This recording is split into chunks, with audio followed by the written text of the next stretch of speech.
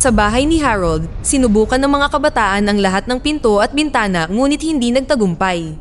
Bigla silang nakarinig ng mga yabag at iniisip na ito ay isang halimaw, kaya't naghanda silang ipagtanggol ang kanilang sarili. Gayunpaman, ito ang totoong Nathan na nakulong din sa notebook. Sa sandaling iyon ay napansin ni Isabela ang liwanag na nagmumula sa ilalim ng pinto. Sumilip sila at natagpuan ang parehong walang katapusang kailaliman, ngunit ang isang ito ay may ilaw sa gitna. Gamit ang ilang mga tela, gumawa sila ng lubid na sapat upang maipadala si Isabela upang maabot ang ilaw. Nagulat siya nang matuklasan na ang ilaw ay ang kanilang paaralan noong 90s at sinundan ang tunog ng nakakatakot na pagtawa sa entablado. Ang manonood ay ang lahat ng mga puppet na tumatawa, kaya dahil sa takot ay tumakbo si Isabela pabalik sa lubid. Sinimulan ng grupo ang paghila sa kanya sa parehong oras na pinunit ni Harold ang isang pahina ng paaralan mula sa notebook na naging sanhi ng pagdurog ng lugar ng paaralan. Habang patuloy ang paghila ng grupo, hindi sinasadyang dumulas sila at tumama ang ulo ni Nathan sa dingding na nagbigay daan upang makabalik siya sa kanyang katawan. Mabilis na umaksyon si Harold at ibinalik siya sa notebook kung saan malapit nang maputol ang mga tela. Sa kabutihang palad ang mga kabataan ay sapat na malakas upang mailigtas si Isabela sa tamang oras. Samantala, ang ina ni Ben at James na si Elisa ay pumunta sa lumang minahan. Bumaba si Ben sa hukay at kinumpirma na wala na si Slappy. Sa sandaling iyon ay lumitaw ang isang clone ni James at nilaglag ang lubid upang hindi makaakyat si Ben. Sunod, ang clone ay pumunta kay Elisa at napansin niya na hindi ito ang kanyang tunay na anak. Nang subukan niyang salakayin siya, lumitaw si Ben sa likuran niya upang pigilan siya, ngunit mas malakas ang clone at sinimulang sakalin siya. Kinuha ni Elisa ang piraso ng kahoy at hinampas sa ulo ang pekeng James na sumabog sa slime. Sa notebook, hiniling ni Nathan sa mga kabataan na suntukin siya na epektibong ibinalik siya sa kanyang katawan. Matapos siyang ibalik ni Harold, ang grupo ay gumawa ng plano. Dapat mabawi ni Nathan ang kanyang katawan nang may sapat na oras upang isulat ang kanilang pagtakas sa notebook. Muling sinuntok si Nathan at natuklasan na sinusundan niya si Nora, ngunit nang subukan niyang kausapin ito ay pinigilan siya ni Harold at ibinalik siya muli. Sa sumunod na pagsubok, nagawa ni Nathan na kunin ang notebook at nilabanan siya ni Harold para makontrol, kaya hindi sinasadyang naitapon nila ang notebook. Ang bahay sa libro ay nagsimulang matunaw at ang mga kabataan ay ipinadala sa iba't ibang mga pahina. Pagdating nila sa basement, nahanap din nila ang mga magulang ni Harold doon.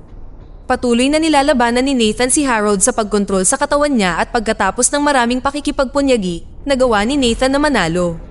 Gumuhit siya ng exit sa pahina at sa wakas ay nakalabas ang mga kabataan sa parehong notebook at ang tunay na bahay. Sa kasamaang palad, si Nathan ay ibinalik sa ilusyon nang muling makontrol ni Harold ang katawan. Nang maglaon, nakarating si Nora sa isang kubo sa bundok at tinakpan ang bibig ni Slappy ng tape upang patahimikin siya. Pagdating ng mga kabataan sa bundok, nagulat sila nang makita ang sasakyan ni Nathan sa gitna ng kalsada at mga yapak sa nyebe. Sinundan ni Lucas, Isaias, at Margot ang mga yapak habang sina James at Isabela ay nanatili sa kotse. Nakarating si Harold sa kubo at nakita si Nora na umaalis, kaya sinimulan niya siyang habulin. Agad siyang sumakay sa kanyang sasakyan at sinimulan ni Harold na sirain ang bintana. Gumanti si Nora sa pamamagitan ng pagpapabilis at pag-ikot ng kotse upang itapon siya. Dahil dito, hindi na makagalaw ang kanyang sasakyan kaya dapat siyang magpatuloy sa paglalakad. Nais ni Harold na sundan siya at hindi pinansin ang sakit sa kanyang nasugatan na binti upang magpatuloy. Ang paghabol ay nagpatuloy sa kakahuyan at nagtago si Nora sa likod ng isang puno. Nang hindi na niya makita o marinig si Harold ay sinubukan niyang umalis para lamang tumalon sa kanya si Harold mula sa kanyang pagtatago. Sinubukan niyang kunin ang bag kaya sinipa siya ni Nora upang tumakbo muli. Sa kalsada, nagulat sina James at Isabela nang makita si Elisa na dumating kasama sina Victoria, Ben, at ang kanyang asawa. Sumang-ayon sila na magtulungan at sumali sa paghahanap. Pagkalipas ng ilang minuto ay nagsimulang umulan ng snow. Narinig ni Nora si Lucas na tumatawag sa kanya at tumakbo sa kanyang direksyon, ngunit nalaman niyang si Harold ito na ginagaya ang tinig ng kanyang anak.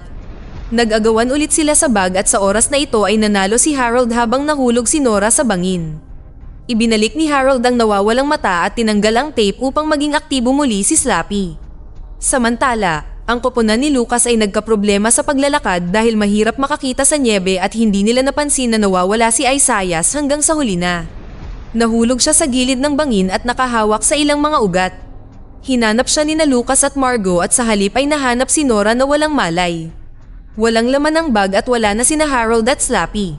Sa bangin, nag-ipon si Isaias ng sapat na lakas upang simulan ang pag-akyat, ngunit tumambad sa harapan niya sina Slappy at Harold na naghihintay sa kanya. Kumuha si Harold ng bato upang patayin ang teenager ngunit pinigilan siya ni Lucas. Dumating din si Nora upang paalalahanan si Harold na hindi ganito ang totoong Harold, ngunit patuloy si Slappy sa pagmamanipula sa kanya ng sariling matatamis na salita. Nang dumating ang natitirang mga magulang at kabataan, tinawag ni Margo si Harold na Herbert, tulad ng ginawa ng kanyang mga magulang at sinabi sa kanya na naghihintay sila sa mundo ng notebook. Nang marinig ang palayaw ay nag-alangan si Harold, kaya ang lahat ng mga matatanda ay kinuha ang pagkakataon na humingi ng tawad. Sinubukan ni Slappy na balewalain ang mga ito ngunit sa oras na ito ay hindi siya pinansin ni Harold at iniligtas si Isaias. Pagkatapos ay itinapon niya si Slappy sa bangin, pinilit ang espiritu ni Harold na sa wakas ay iwanan ang katawan ni Nathan. Hinawakan ni Harold si Sarah bilang huling paalam at naging normal muli ang kanyang hitsura. Ang multo ng kanyang mga magulang ay lumitaw sa malapit at tinanggap siya upang sa wakas ay maaari silang magpatuloy. Bumalik si Nathan sa kanyang katawan at natuwa ang mga matatanda. Gayunpaman, nasira si Slappy ngunit buhay pa rin sa ilalim ng bangin. Pagkalipas ng 6 na buwan ay nagpasya si Nathan na magsulat ng libro tungkol sa kanyang pakikipagsapalaran gamit ang mga pekeng pangalan. Gumaling na ang braso ni Isaias kaya bumalik siya sa pagsasanay at ngayon ay engaged na sina Colin at Nora. Si Lucas ay nakikipag-date kay Margo na nag-aalala dahil pinaplano ni Sarah na bumalik sa lungsod. Isang araw, nagpasya ang mga kabataan na mag-road trip papuntang Seattle. Nais ni Nathan na sumama ngunit sa sandaling iyon ay nakatanggap siya ng tawag mula sa New York. Ang ahente ng libro ay interesado sa kanyang kwento at maaari itong maging isang serye, ngunit una, kailangan niyang baguhin ang pagtatapos. Masayang tinanggap ni Nathan ang kontrata, ngunit ngayon ay nananatili siya sa kanyang bahay na nagsisikap na mag-isip ng mas magandang pagtatapos. Matapos kunin ang kanyang hapunan mula sa restaurant, nagmaneho si Nathan sa bahay habang nakikinig sa isang podcast tungkol sa malikhaing pagsulat na binanggit ang pagkakaroon ng twist.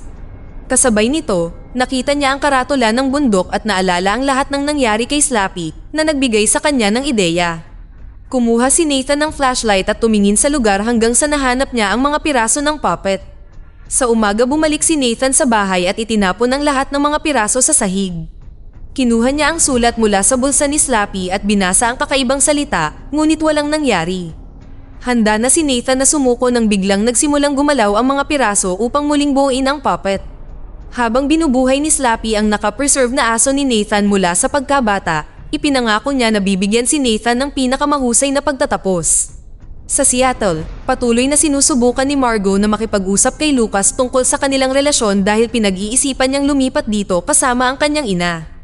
Ayaw ni Lucas na sumama sa kanya dahil mahal niya ang kanilang maliit na bayan, nangangahulugang wala silang pagpipilian kundi ang maghiwalay.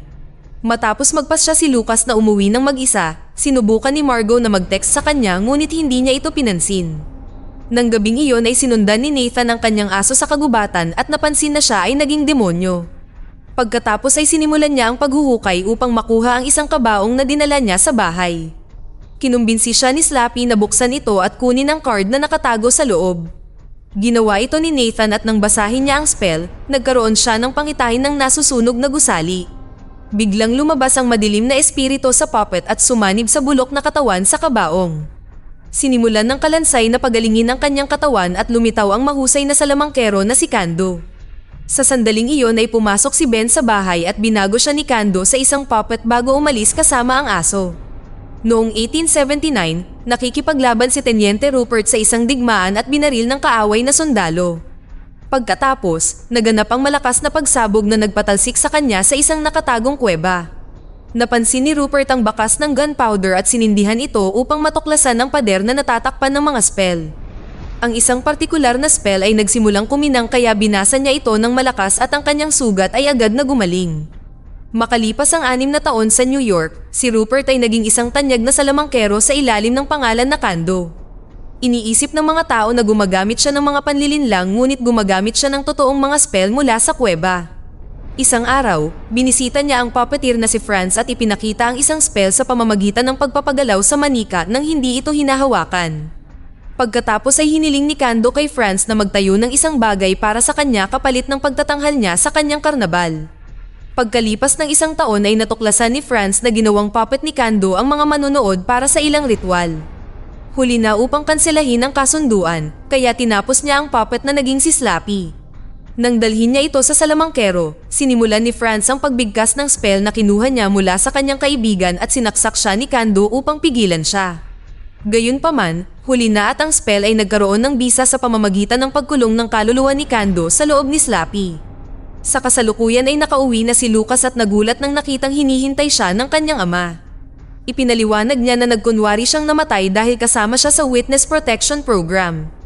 Pumasok si Nora upang kumpirmahin ang kwento at nagmadali si Lucas upang makasama muli ang kanyang ama. Gayunpaman, ito ay si Kando na nakabalat kayo at binago si Lucas bilang puppet tulad ng ginawa niya kay Nora.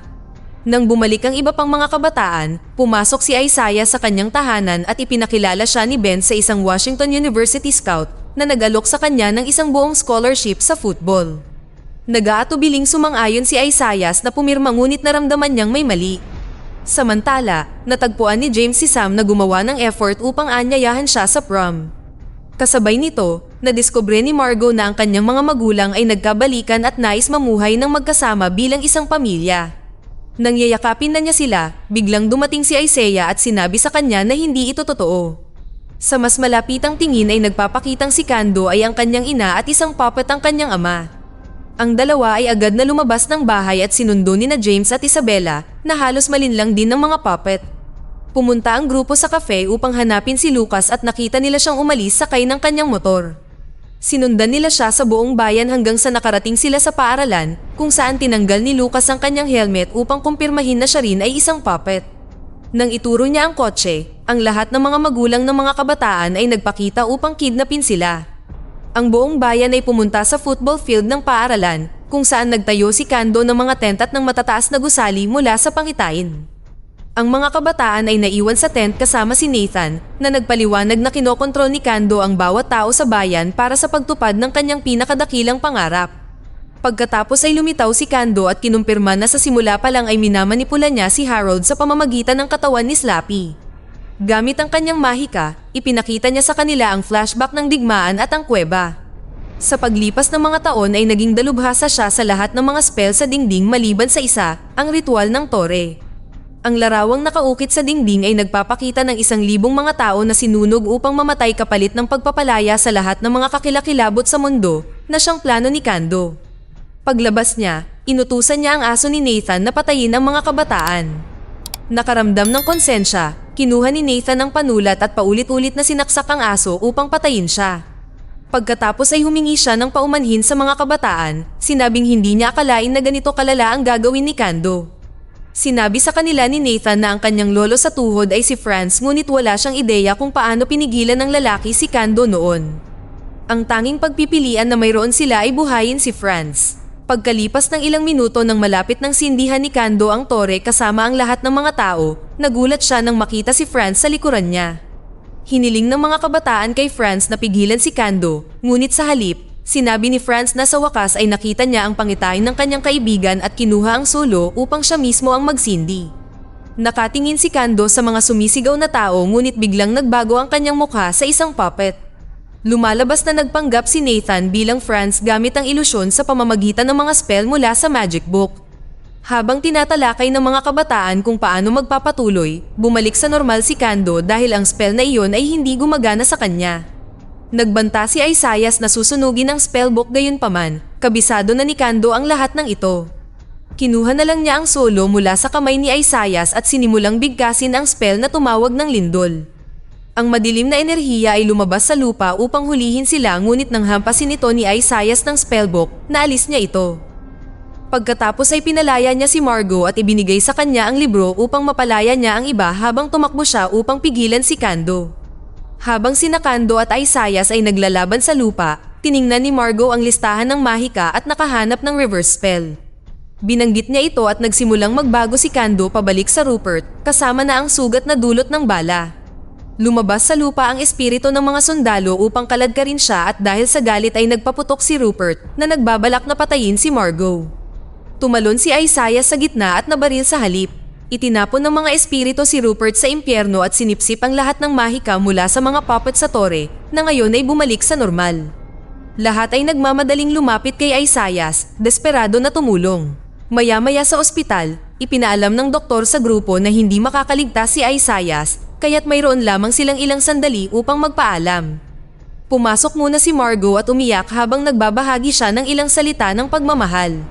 Nang magsimulang mag-flatline ang monitor, kinuha niya ang spellbook at nagsabi ng ilang mga salita na bumuhay muli kay Isaias. Samantala, pumunta si Nathan sa banyo at nagulat nang makita si Kando sa salamin.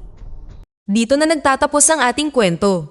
Sana ay nagustuhan nyo. Mag-subscribe na kung hindi ka pa nakasubscribe, pindutin na rin ang notification bell at like button upang matulungan ang channel at mag-iwan na rin ng komento. Maraming salamat sa panonood.